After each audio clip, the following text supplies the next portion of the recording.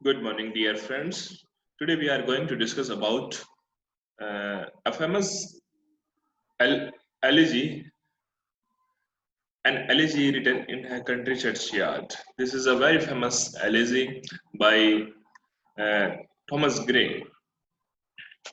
We have already learned that what is an elegy. An elegy is a lyrical poem that is composed in the memory or by inspired of someone, a relative, friend, beloved, in the memory of that person. It is written. तो allergy क्या होता है कि किसी भी नजदीकी व्यक्ति की डेथ हो जाने पे या उसकी मेमोरी में किसी भी कारण, या वो व्यक्ति हो सकता है फ्रेंड हो, रिलेटिव हो, कोई भी हो सकता है, उससे इंस्पायर होके उसकी मेमोरी में इस तरह से जो पोइम अगर कहीं ना कहीं एक उदासी में लिखी जाती है तो वो एलर्जी कहलाती है। ये जो पोइम है, ये जो एलिजी है, elegy written in a country churchyard, तो एक्चुअली ये जो कंट्री साइड है उसके जो चर्च यार्ड है, चर्च में कहीं ना कहीं जो ग्रेव यार्ड है वहां लिखी गई है। And it is said that this elegy is written by the inspiration of his friend's death in 1742, named Richard West. Actually 1742 में थॉमस ग्रे का जो फ्रेंड था रिचर्ड वेस्ट, उसकी डेथ हो गई थी, तो उससे इंस्पायर्ड होके इसने ये लिखा है। ये पोएम 1742 में इसने लिखना स्टार्ट किया और 1750 में ये पोएम कंप्लीट हुई एंड 1751 में ये पब्लिश हुई। It is a very long poem of 128 lines.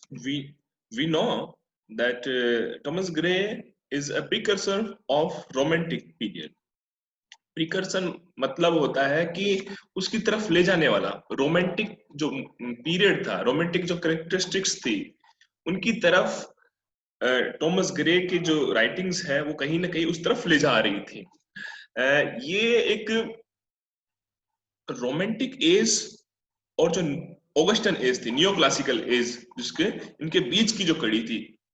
Actually Augustan age जिसको नियो क्लासिकल एज कहा जाता है, क्यों कहा जाता है नियो क्लासिकल एज? क्योंकि कहीं ना कहीं जो क्लासिकल राइटर्स थे, उनके जो क्लासिकल जो स्टाइल थी उनकी, वो इस समय वापस से अपनी राइटिंग्स में ये लोग न्यू क्लासिकल जो राइटर्स थे वो यूज कर रहे थे ऑगस्टन एज में, इसलिए इसको न्यू क्लासिकल भी कहते हैं। न्यू क्लासिकल के बाद में बीच में ट्रांजिशन जो पीरियड आया, और उसके बाद में कहीं ना कहीं जो 1790 के बाद में या 1798, और या कह सकते हैं कि फ्रेंच रिवॉल्यूशन के बाद में ही कहीं ना कहीं रोमांटिक पीरियड की शुरुआत हो चुकी थी।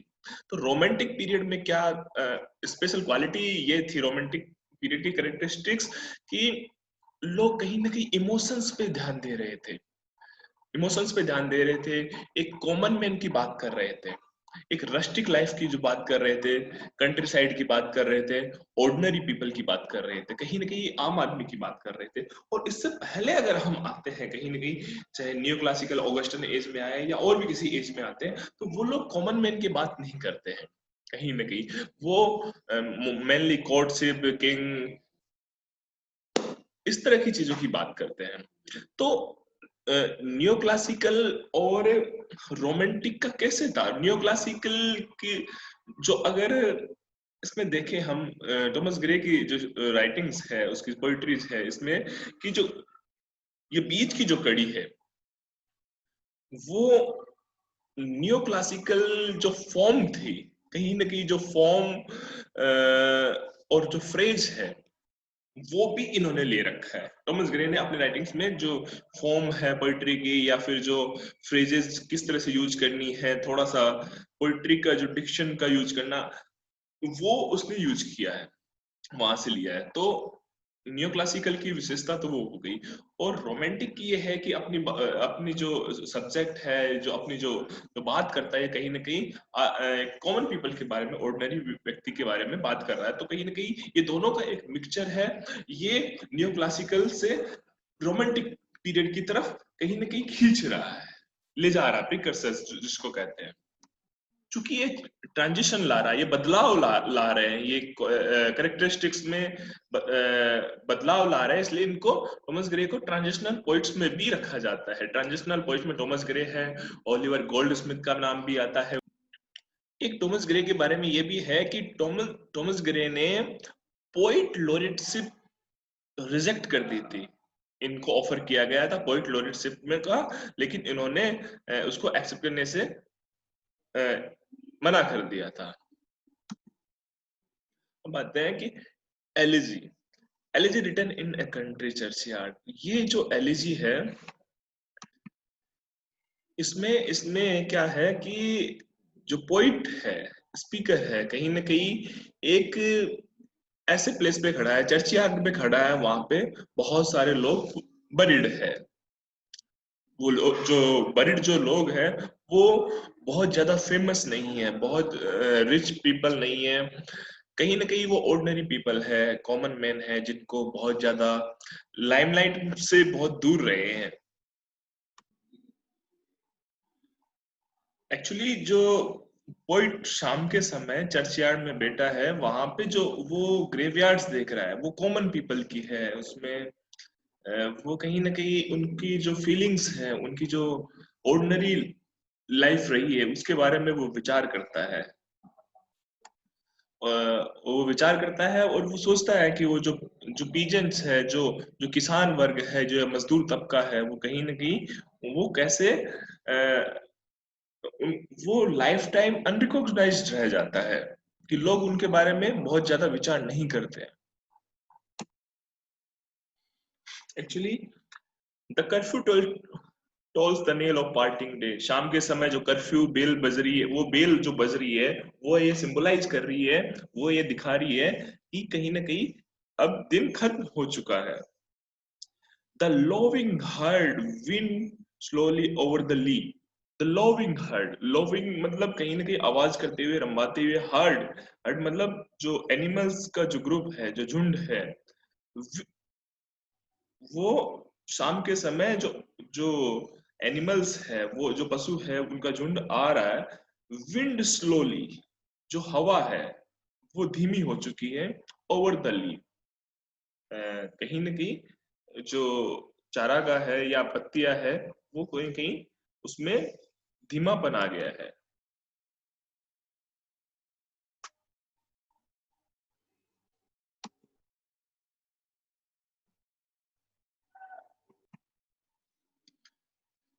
The ploughman homeward plods his weary way. The ploughman, ploughman मतलब जो हल चलाने वाला जो किसान है, होमवर्ड घर की तरफ आ रहा है। प्लोड हिज वेरी वे, प्लोड इस उसके उस पैरों से चल के वह his weary way, weary mean tired way, मतलब थका हुआ रास्ता। यहाँ पे ट्रांसफर एपिथेट का यूज किया गया है, figure of speech. Transfer epithet वो होता है जब किसी पर्सन की जो क्वालिटीज होती है, किसी निर्जीव वस्तु पे उसको अप्लाई कर दिया जाए, तो वहां ट्रांसफर एपिथेट होता है। तो वेरी वे का मतलब यहाँ पे रास्ता थका हुआ नहीं है, थका हुआ है वो प्लोमैन है, जो किसान है वो थका हुआ आ रहा है। and leaves the world to darkness and to me, and leaves to the world to the darkness। और जो डार्क जो वर्ड है, वो जो समय है, उस समय कहीं ना कहीं डार्कनेस आ रखी है, अंधेरा आ रहा है, रात का कहीं ना कहीं सिंबल, रात का आगमन हो रहा है। एंड टू मी, और उसके लिए भी अंधेरा हो रहा है। इसका मतलब ये है कि जो शाम के समय जब वह चर्चयार्ड में ग्रेव के पास बैठा है, जहाँ लोग बरीड है, कह रहा है कि जो बेल बज रही है, वह ये इशारा कर रही है कि दिन खत्म हो रहा है। और जो पशु आ रहे हैं अपनी आवाज करते हुए, कहीं ना कहीं, और जो किसान है वो थका थका हुआ कहीं ना कहीं आ रहा है, और जो डार्कनेस है ये छोड़ती जा रही है, दिन खत्म होता जा रहा है और डार्कनेस कहीं ना कहीं आ रही है, and leave the world, darkness इस संसार में आ रही है।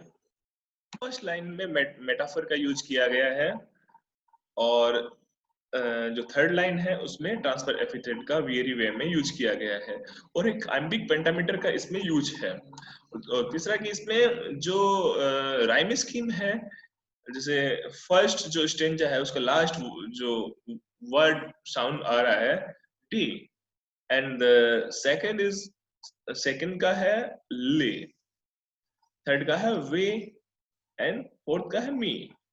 तो डे और थर्ड लाइन में वे सेम आ रहा है, तो इसका ए, और सेकंड लाइन और फोर्थ लाइन का जो लास्ट जो राइम स्कीम बन रही है ली और मी, तो सेम आ रहा है, ए बी